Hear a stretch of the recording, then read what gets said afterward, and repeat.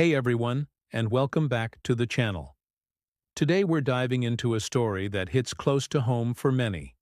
It's a tale about love, trust, and the devastating moment when the person you'd catch a grenade for is the one holding the pin. This is the story of Mark, and the unexpected turn his life took. Mark was what you'd call an old-school romantic. He believed in grand gestures, in remembering anniversaries, and in the simple power of a morning kiss before heading out the door. For 10 years, Sarah was his world. He wasn't just married to her. He was devoted to her. He supported her dreams, celebrated her successes as if they were his own, and always made sure she knew she was the most important person in his life.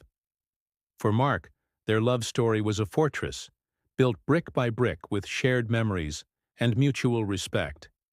He thought it was impenetrable. He never imagined that the biggest threat would come from within. It all started subtly. A slight shift in the atmosphere at home. Sarah started working late more often. Her phone became a permanent extension of her hand, always angled away from him. When he'd ask about her day, the answers became shorter, more generic. "Fine," she'd say, her eyes glued to the screen. Mark initially brushed it off as work stress. He tried to be more supportive, cooking her favorite meals, suggesting weekend getaways, anything to bring back the spark he felt was dimming. But it was like trying to light a match in the rain.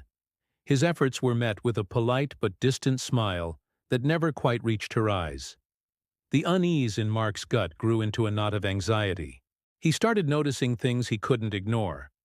A new perfume scent on her clothes, whispered phone calls she'd cut short the moment he walked into the room. He hated the person he was becoming. Suspicious, insecure. He even checked their phone records, a line he swore he'd never cross. He found a number, called repeatedly at odd hours. His heart hammered against his ribs. He didn't want to believe it, but the evidence was piling up, creating a mountain of doubt he could no longer climb. He felt like a stranger in his own home, in his own marriage. The confrontation was the hardest thing Mark ever had to do.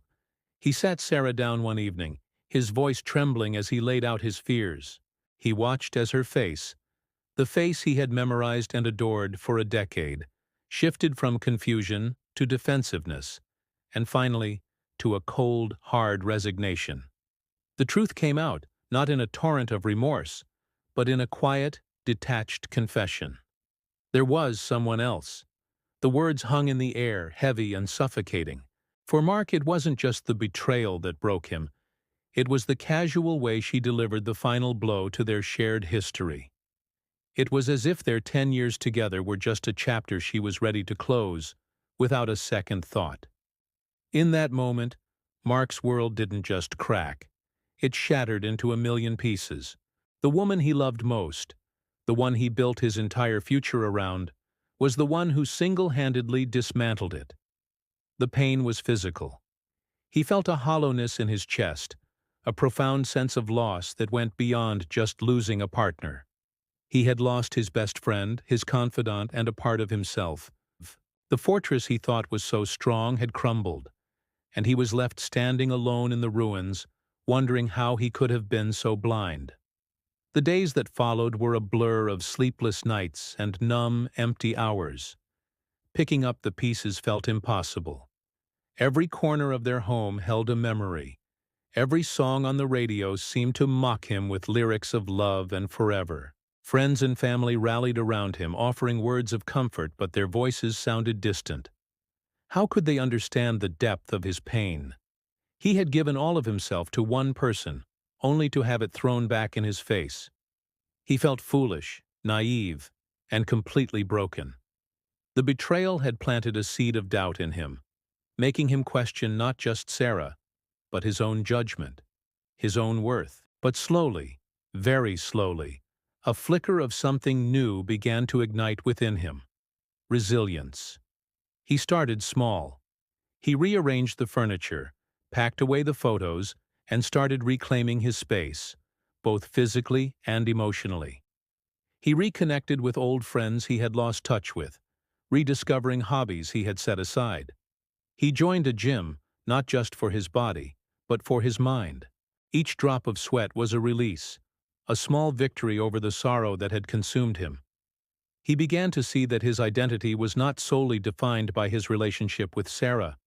He was Mark, a man who was more than just a husband. The journey was far from linear. There were days he'd find himself back at square one, overwhelmed by a wave of grief. But he learned to be patient with himself. He sought therapy, giving himself a safe space to unpack the anger, the hurt, and the confusion. Talking about it, truly processing it, was a crucial step. It helped him understand that her choices were a reflection of her, not a measure of his value.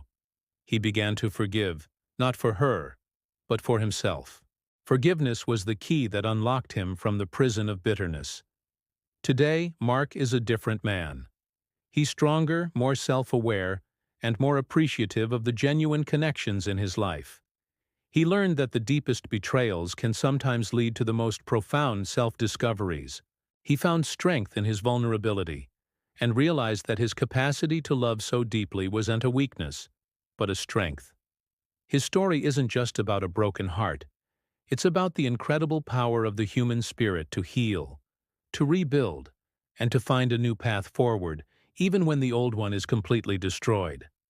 He learned that sometimes you have to lose everything to find yourself. Thank you so much for joining me for this story.